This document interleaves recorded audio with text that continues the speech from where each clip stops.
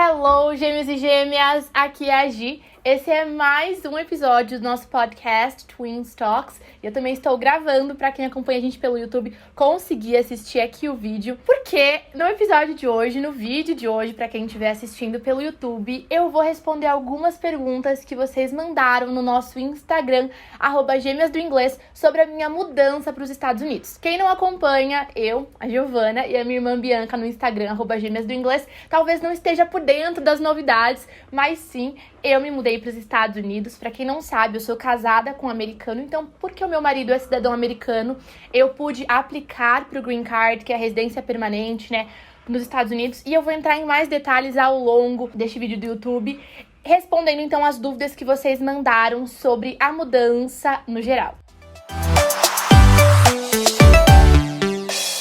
Então vamos lá, eu separei aqui algumas perguntas e a primeira foi da Iona Oliveira e ela perguntou: como é vista uma brasileira pelos americanos em geral? Uma imigrante brasileira pelos americanos em geral. Talvez alguns não saibam, mas os Estados Unidos é um país repleto de imigrantes das mais variadas nacionalidades. Então, acho que o pessoal tá mais acostumado em ter imigrantes constantemente.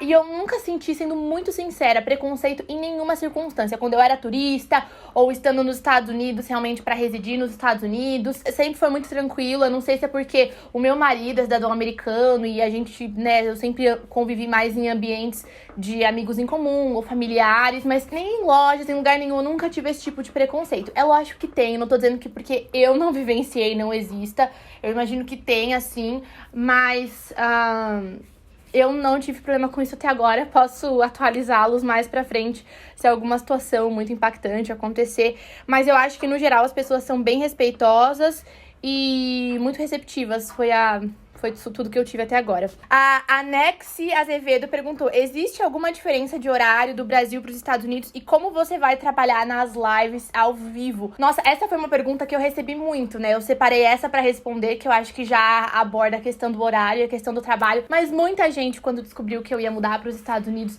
ficou muito inseguro, perguntou: mas como vai ser? Mas você não vai ser mais uma das gêmeas do inglês? Mas você e a Bianca não vão trabalhar mais juntas? Mas você vai fazer outra coisa nos Estados Unidos? E não, gente. Uma das bênçãos do meu trabalho, ser um trabalho, né, que é feito através da internet, é que eu consigo fazer de qualquer lugar do mundo. E, inclusive, eu acho que o fato de estar nos Estados Unidos vai acabar trazendo muito conteúdo relevante sobre cultura, dia a dia nos Estados Unidos, porque muita gente que acompanha o nosso canal e nos segue no Instagram, no fundo, quer aprender inglês porque almeja morar fora, né? Estados Unidos sendo aí um dos destinos mais desejados. Fora que eu vou trazer muito do inglês do dia a dia, vou estar me atualizando constantemente, então acho que vai ser muito enriquecedor para o nosso público, para os nossos alunos, para o pessoal que acompanha a gente nas redes sociais. Então, não, eu não vou parar de trabalhar, eu vou continuar normalmente. E daí eu já emendo com a pergunta da diferença de horário. A diferença de horário de onde a gente vai morar para o Brasil é 1 ou 2 horas, dependendo da época do ano. Nos Estados Unidos existe uma coisa chamada Daylight Savings Time, alguma coisa assim, eu posso ter confundido o nome, mas é como se fosse o horário de verão. Então, quando estiver funcionando o horário de verão, 1 hora de diferença, quando não tiver, 2 horas de diferença. Então, é super tranquilo, sabe? Não vai ser nenhum bicho de 7 cabeças eu continuar dando as lives. O horário continua, os horários, né, dos nossos conteúdos continuam no horário de Brasília e eu que vou me adequar com o meu horário, que vai ser Eastern Time, né? E daqui a pouco eu falo um pouquinho mais da região onde eu vou morar também. O Mocadoso 006 perguntou por que eu me mudei para os Estados Unidos. Ele e muitas pessoas perguntaram isso também. E, gente, eu sempre tive vontade. A real, assim, é que eu sempre tive vontade de morar nos Estados Unidos. Sempre foi um sonho. Meu marido morou nos Estados Unidos antes de vir pro Brasil, né? Como eu falei pra vocês, eu sou casada com um cidadão americano. Então, ele já tinha vontade também de ir pros Estados Unidos. Não porque ele não ama o Brasil. Ele é brasileiro e americano. Ele ama o Brasil também. Ele tem influências muito fortes dos dois lados, né? Porque a família, por parte de pai é americana, por parte de mãe é brasileira. Mas a gente entende que para nossa fase de vida, para os nossos objetivos, fazia mais sentido ir para os Estados Unidos. E o meu marido recentemente foi contratado por uma empresa americana, então a mudança toda fez muito sentido, tá bom? Mais uma pergunta da Isa Seis Ribeiro: qual o motivo da mudança? Acho que deu pra entender, né, o motivo. O motivo é que a gente já queria mesmo, a gente foi trabalhando pra que isso acontecesse. As coisas foram dando certo, né? Deus foi abrindo as portas e mudamos. Muitas perguntas em relação a para onde a gente se mudou e quais foram os nossos critérios de escolha. Gente, antes de responder essa pergunta, porque na verdade eu falei nas redes sociais que era um lugar, mas agora já não é mais o mesmo lugar, nós mudamos o destino completamente, mas só para vocês entenderem um pouquinho, a gente tinha como critério que fosse na costa leste dos Estados Unidos. Se você não é muito familiarizado aí com costa leste, costa oeste, Nova York, Boston, Miami, Carolina do Norte, Carolina do Sul, Virgínia, são todas na costa leste, a mesma costa que fica São Paulo, se a gente fosse pensar aí o Rio de Janeiro, né, avistando a Europa no mapa, né? Se você fosse olhar. Seguindo, a gente chega na Europa. A costa oeste é do outro lado, tudo bem? Ó, do outro lado, dando pro Pacífico, onde fica, por exemplo, a Califórnia. A gente queria que fosse costa leste, primeiro porque a gente é mais familiarizado com a costa leste, familiares e amigos estão na costa leste. Segundo, porque o horário é mais parecido com o horário do Brasil. O fuso horário aumenta muito quando você vai adentrando o interior dos Estados Unidos, seguindo em direção à costa oeste. Chega a ser 5 horas de diferença, o que pra mim, pro meu trabalho, já seria um ponto de atenção a mais. Então, tornaria um pouco inviável, né? Uma coisa é eu ter uma reunião às 10 da manhã e eu fazer às 8, porque é 1 hora antes, né? Onde a gente vai morar. Quase que eu falei o lugar, mas calma que eu já conto. Mas outra coisa é uma reunião às 10 da manhã, eu ter que estar às 5 da manhã na reunião, 4 da manhã. Então, a gente queria que fosse costa leste por esse motivo e também por facilidade de voos diretos ou com uma conexão rápida, simples para o Brasil. Porque, apesar de estar morando nos Estados Unidos, nós vamos visitar o Brasil para ver nossa família. Também vou fazer algumas viagens a trabalho. Então, a gente escolheu com base nesses critérios. E daí, já emendando nessa pergunta, outra que muitas pessoas mandaram foi por que eu escolhi Boston, onde eu ia morar, onde que a gente ia mudar, qual é o nome da cidade. Inclusive, perguntaram, uma das perguntas foi, por que vocês escolheram Boston?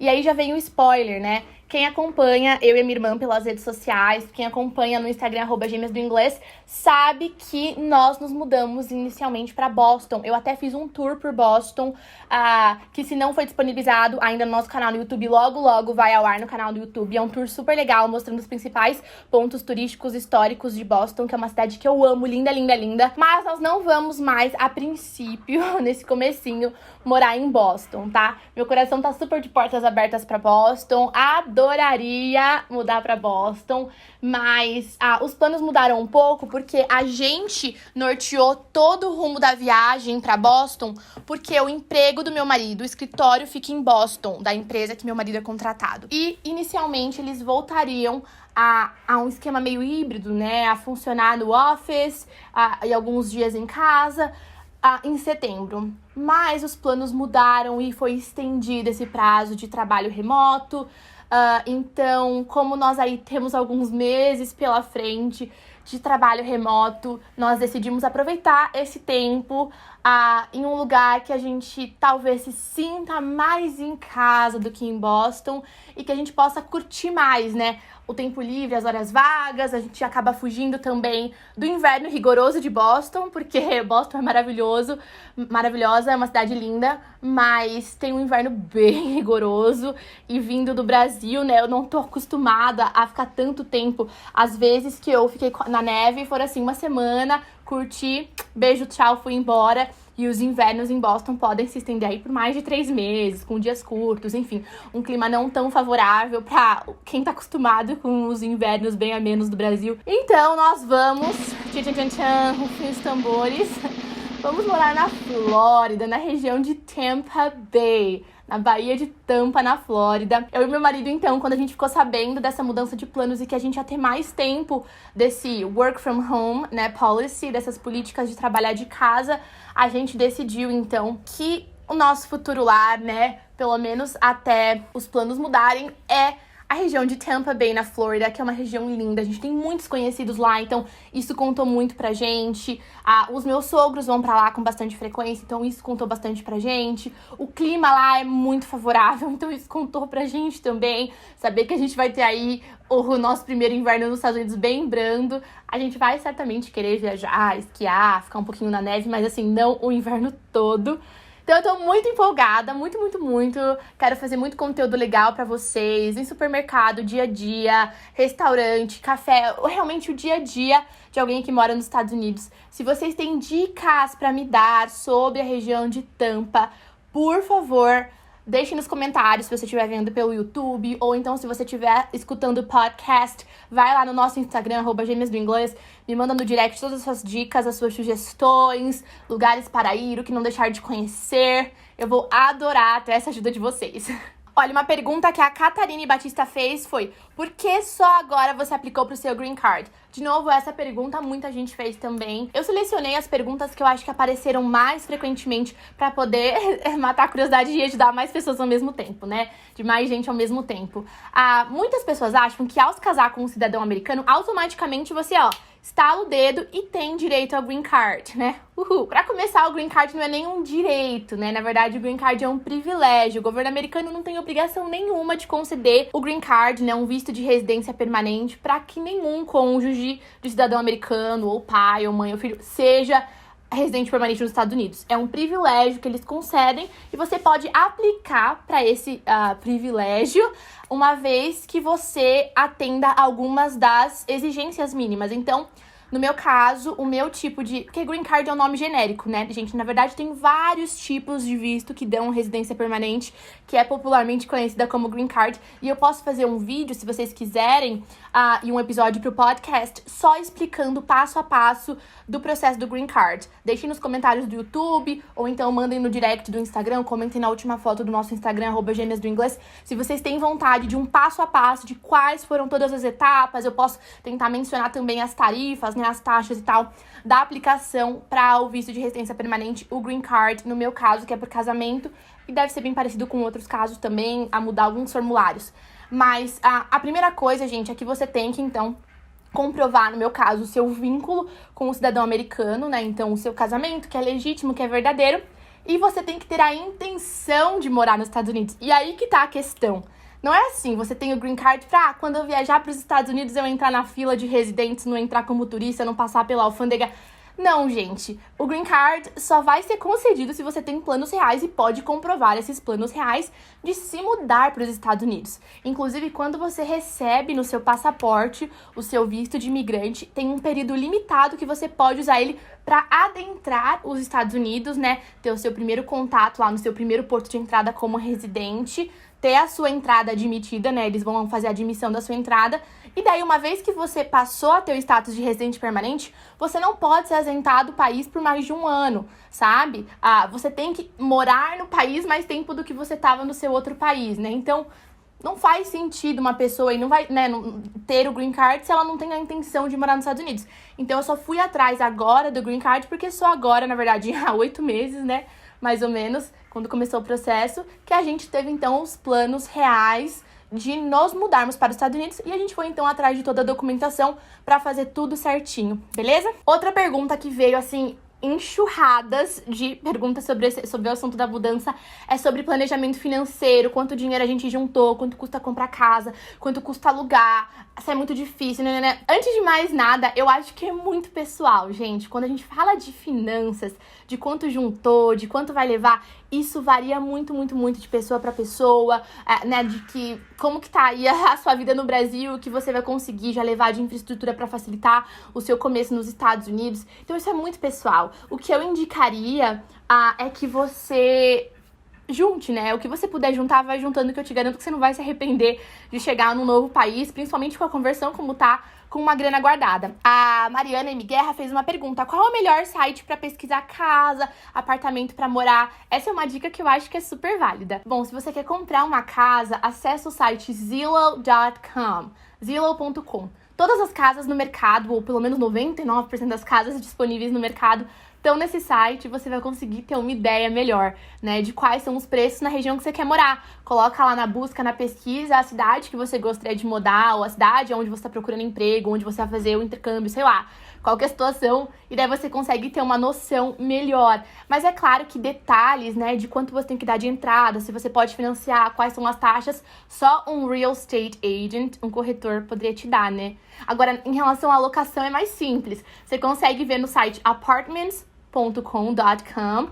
A gente deixa pra vocês na descrição do podcast e no vídeo no YouTube escrito também.